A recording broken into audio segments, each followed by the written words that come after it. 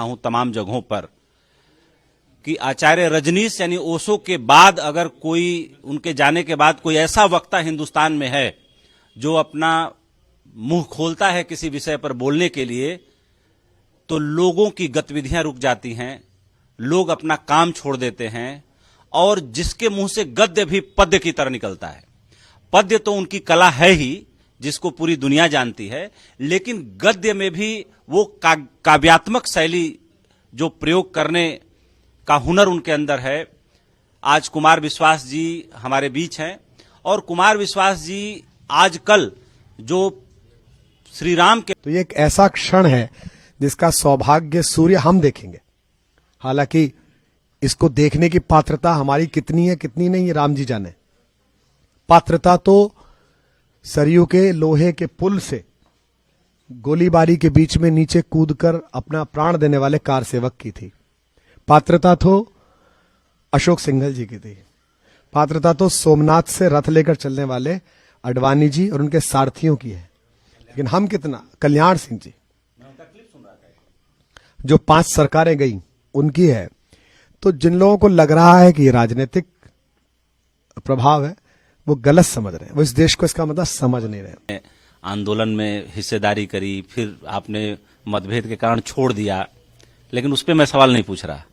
मैं सवाल ये पूछ रहा हूं कि एक देश का सबसे प्यारा जाना माना कवि कैसे उसके अंदर राम पूरे के पूरे उतर आए। और जब आप बोलते हैं, मैं इतना मंत्रमुग्ध होकर सुनता हूं कि राम कथा कहने वाले बहुत हैं, मैं किसी का अपमान नहीं करना चाहता, लेकिन जिन प्रतीकों से, जिन बातों से, जिन उदाहरणों से और जो जिस शैली से आप राम को समझाते हैं, मैंने लोगों को रोते हुए देखा आपकी सभाओं में फूट फूट के। तो राम आपके अंदर इतना कैसे उतरे? भारत में ना, राम शब्द का अर्थ समझिए। संस्कृत में राम का अर्थ है रमेति इति रामः, जो सांस सांस में रमण करता है वो राम है। और कर्षयति इति कृष्ण, जो खींचे वो कृष्ण है। देखते ही, जैसे मुझसे लोग पूछते हैं, अपने अपनी शाम भी करता हूं कि राम और कृष्ण में क्या अंतर है, तो मैं कहता हूं राम सपने हैं, कृष्ण अपने हैं। राम से मर्यादा में बात करनी पड़ती है कि प्रभु जरा ये कहना चाहता हूं निवेदन, और कृष्ण से तो भाई, अरे भैया, दोस्त मेरे, ऐसे करके आदमी बात करता है, सखा भाव से बात करता है, मित्र की तरह बात करता है। हमारे यहां जब बच्चा पैदा होता है उसके कान में बुआ राम बोलती है, अरे राम तो बुलवा दो कोई, अरे कोई राम तो बोल दो, क्योंकि मां की तो स्थिति होती नहीं है। तो दाई, बुआ, बहन आके कान में राम राम राम राम पहला शब्द सुनता है। जब जाता है तो पूरा कस्बा राम बोलता है, पूरा गांव राम बोलता है। जो आज राम के राजनीतिक कारणों से विरोध में हो गए, ये लोग भी जब जाएंगे तो पूरा कस्बा राम बोलेगा। इनका दुर्भाग्य यह है कि आज भी नहीं सुन पा रहे और तब भी नहीं सुन पाएंगे। तो ये जो अंदर है, इसका निजी कारण था कि मेरी बेटी ने एक बार राम पर प्रश्न उठा दिया, जो विदेश पढ़ने गई थी पहले ही साल में, और उन्होंने मुझसे कहा कि ऐसे व्यक्ति को आप क्यों मुझे प्रीच करने के लिए बोलते हो कि इसको पढ़ो या जानो, जिसने अपनी प्रेग्नेंट वाइफ को बाहर भेज दिया। तो मैंने उसको कहा ये तो हुआ ही नहीं, ये तो प्रक्षिप्त है और ये जोड़े गए सब। मैंने उसको वैज्ञानिक तरीके से बताया। तो उसने मुझसे कहा अच्छा, कल एक शाम को डिनर करते हैं, ऑक्सफोर्ड स्ट्रीट पे कोई था जगह, उसने अपनी सारी सहेलियां बुला ली और कहा कि पापा इनको भी बताओ, इसको भी बताओ। मैंने वो 7-8 बच्चियां संतुष्ट कर दी, भोजन वोजन करा दिया, बच्चियां बड़ी खुश होकर चली गई। फिर मुझे लगा ये तो मेरी बच्चियां हैं, दुनिया की बच्चियों को भी समझना है। तो फिर मैंने कहा आप ये काम करते हैं। एक आध मित्र ने सहयोग किया, आगे बढ़े। तो मैं कथा नहीं सुना रहा हूं, मैं कथा के माध्यम से life management, stress management, challenges, even आपका काम कम्युनिकेशंस के, एक है इंटर ऑर्गेनाइजेशनल कम्युनिकेशन। आप चैनल के सरपरस्त हैं, अदिति जी चैनल का चेहरा है, लोग देखते हैं। तो क्या होना चाहिए कि 20 बुलेटिन के बाद इनको टचअप वाले से, जो लैपल लगाए उससे, कैमरे वाले से बोलने की जरूरत ना पड़े। फ्लोर पे गए और काम शुरू और नीट करके बाहर निकल आए। ये ऑर्गेनाइजेशनल स्किल कैसे आएगी? जब आप राम की तरह हनुमान में भरोसा करना शुरू कर देंगे। आपने एक बार बोल दिया कि भाई तुम वहां चले जाओ। और उन्होंने हनुमान से भी नहीं बोला, उन्होंने वानरों से कहा कि तुम देख लो। वानरों ने आपस में तय किया कौन जाए। कोई कह रहा था मैं 100 योजन चला जाऊंगा, कोई ने कहा 150 चला जाऊंगा। जामवंत ने कहा मैं जवानी में जा सकता था, तो बूढ़ा हो गया।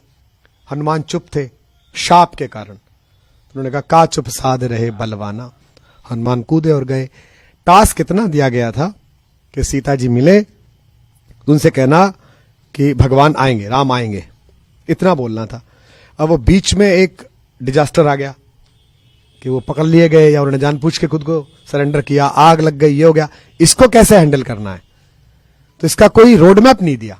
ये अपने एम्प्लॉय में भरोसा करना, ये तो हो गया आप लोगों का काम।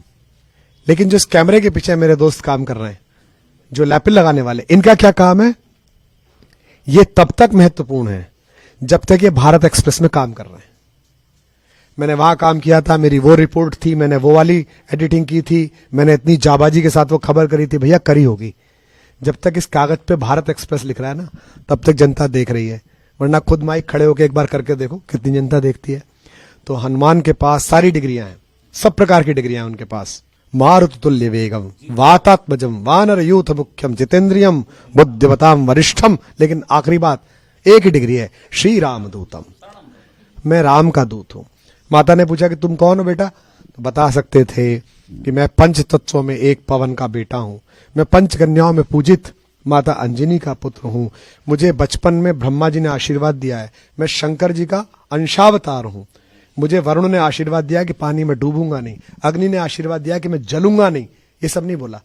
आधी लाइन बोली, रामदूत में मात जानकी, सत्य शपथ करुणा निधान की। तो एम्प्लॉयर को कैसा होना चाहिए कि वो भरोसा करे, और एम्प्लॉय को कैसा होना चाहिए कि वो ये माने कि जिस संस्थान के लिए काम कर रहा हूं वही संस्थान सत्य है। आपने जीवन में जो सार्थकता है, जीवन में जो सार्थकता है, रामायण, रामचरितमानस, प्रभु श्री राम और अनुज की भी, माता की भी, सबकी, उसकी उसे जीवन के में कैसे सार्थक तौर पर लाना है, ये अभी आपने एग्जाम्पल्स के माध्यम से बताया। मैं ये चाहती हूं, क्योंकि सर ने थोड़ी देर पहले जिक्र किया था गद्य और पद्य में आपकी निपुणता का, ये जो टाट से ठाठ तक का सफर है या संघर्ष से उत्कर्ष का सफर है, कवि कुमार विश्वास, उसे कैसे देख? दो बातें हैं। सुबह से आप जैसे सभी मीडिया के साथी ये बात पूछ रहे हैं। एक तो मैं इस बात से सहमत नहीं हूं कि आज का दिन या कल का दिन ये किसी दल या किसी व्यक्ति के कारण है। किसी मुख्यमंत्री, किसी प्रधानमंत्री की क्षमता नहीं है कि वो भगवान का घर बना दे, किसी की क्षमता नहीं है। प्रधानमंत्री हो, मुख्यमंत्री हो, संगठन के लोग हो, आम जनता हो, पत्रकार हो, उन्हें आजीवन इस बात का गर्वबोध रहना चाहिए कि त्रैलोक्य के स्वामी ने अपने दरवाजे की 2 ईंट सीधी रखने का सौभाग्य हमें दिया। कितनी बड़ी बात है। आप देखते ना, साधु संत चल रहे होते हैं, किसी को दुपट्टा थमा देते हैं तो वो कितने ध्यान से लेता है, महाराज जी का। हम भी सामान्य लोग हैं, चलते हैं, किसी को अपना कोई सामान देते तो बहुत खुश होकर देता है। तो भगवान ने ये काम हमें दिया, वरना तो किसकी क्षमता है। दूसरा, लोग ये सोचते हैं कि राम मंदिर ने राजनीति की, राम मंदिर राजनीतिक आंदोलन, गलतफहमी है। राम मंदिर आंदोलन भारत का सांस्कृतिक सामाजिक आंदोलन था, धार्मिक भी नहीं था। ऐसे करोड़ों करोड़ लोग हैं जो मंदिर नहीं जाते, ऐसे करोड़ों करोड़ लोग हैं जो व्रत नहीं रखते, ऐसे करोड़ों करोड़ लोग हैं जो रामकथा नहीं सुनते, लेकिन वो भी ये कहते थे यार भगवान वहां पैदा, मंदिर तो बनना ही चाहिए। अभी हमारे एक मित्र हैं, दक्षिण से राजनीति करते हैं, अल्पसंख्यकों की, पढ़े लिखे आदमी हैं, ऐसा वो कहते हैं, लेकिन कई बार भ्रम भी होता है उन पर। वो बोले कि दुनिया जानती है कि 500 साल से वहां कौन पूजा कर रहा था, किसके। तो मैंने उनको एसएमएस किया, मैंने कहा भाई एक अच्छा ट्यूटर रखो, क्योंकि गिनती तो 500 से आगे भी जाती है। 5000 साल से कौन कर रहा था, 7500 साल से कौन कर रहा था, ये तो कोई बात ही नहीं हुई ना। तो राम मंदिर आंदोलन इस देश का सांस्कृतिक सामाजिक आंदोलन था। उस आंदोलन को अपने अगुवा तलाशने थे, तो एक हाशिए पर पड़ी हुई छोटी सी राजनीतिक धारा जो जनता पार्टी से अलग हो गई थी, उनसे ज्यादा ताकतवर समाजवादी थे, उनसे ज्यादा ताकतवर सजपा थी।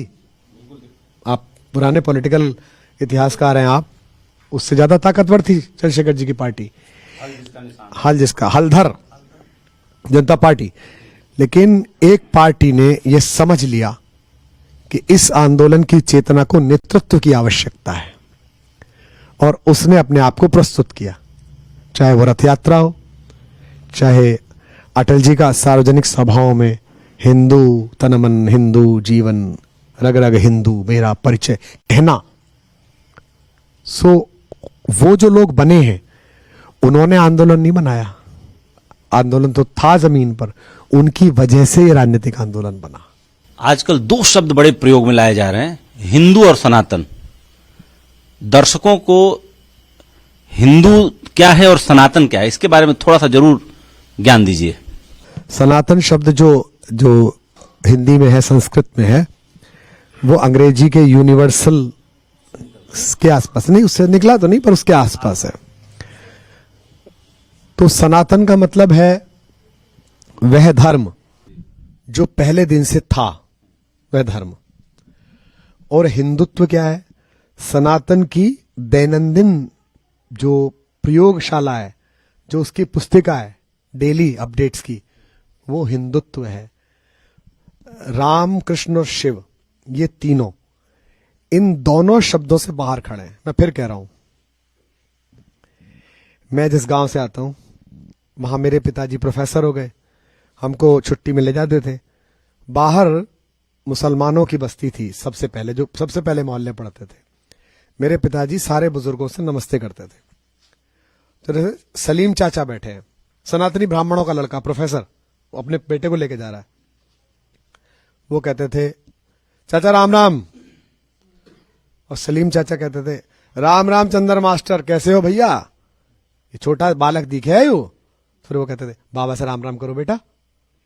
तो मैं कहता बाबा राम राम, जीते रहो भैया, जीते रहो, राम राम। किसी को राम बोलने में दिक्कत नहीं आई, क्योंकि 400 साल पहले, 300 साल पहले, 700 साल पहले अनेक सामाजिक दबावों में, अनेक प्रकार की चीजों में मत परिवर्तन हुए, लोगों ने अपनी धार्मिक प्रक्रियाएं बदली। लेकिन एक दो लाइन में आपके यहां बोलता हूं कि लकीर खींचने से रिश्ते नहीं बदला करते।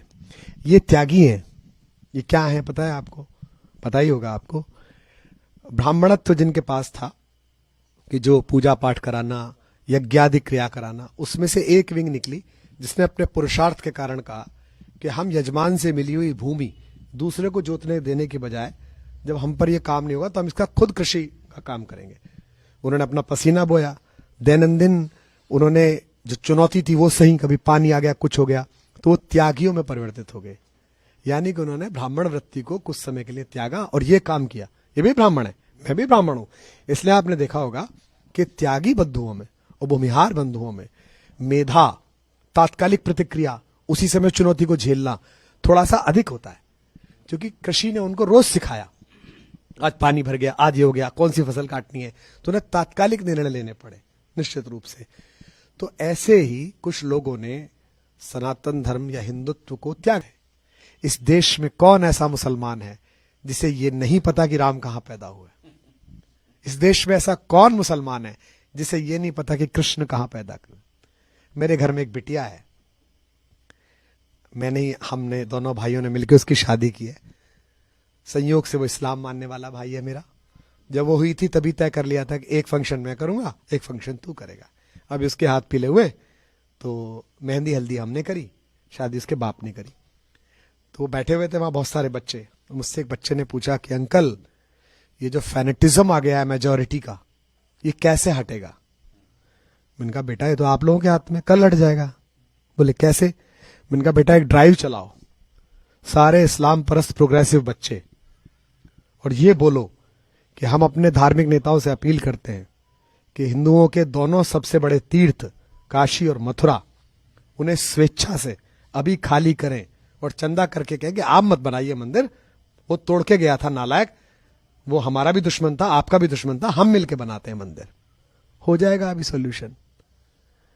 लेकिन दक्षिण की आवाजें नहीं करने देंगी, लखनऊ की कुछ आवाजें नहीं करने देंगी। तो भैया सियासत करोगे। माइनॉरिटी पॉलिटिक्स का एक फार्मूला भारत में चलाया गया, बहुत दिन तक उसकी काट नहीं मिली। पिछले 10-15 सालों में उसकी एक काट मिल गई। हर कोरोना का वैक्सीन है, तो इसका वैक्सीन मिल गया। अब जब तक ये वैक्सीन चलेगा तब तक जो आप कह रहे ऐतिहासिक भूल वाले लोग तब तक इसको भोगेंगे। नरेंद्र मोदी के खिलाफ चुनाव लड़िए, उनकी पार्टी के खिलाफ खूब प्रचार कीजिए, उनकी आर्थिक नीतियों की जम के आलोचना कीजिए, विदेश नीति में कहां कहां फेल हुए रोज बोलिएगा, हम बोलते रहे, आज भी बोलते हैं। लेकिन ये मानना कि राम किसी दल के हैं और अब हम राम के साथ नहीं खड़े होंगे, इसमें तो आपका नाश ही होगा।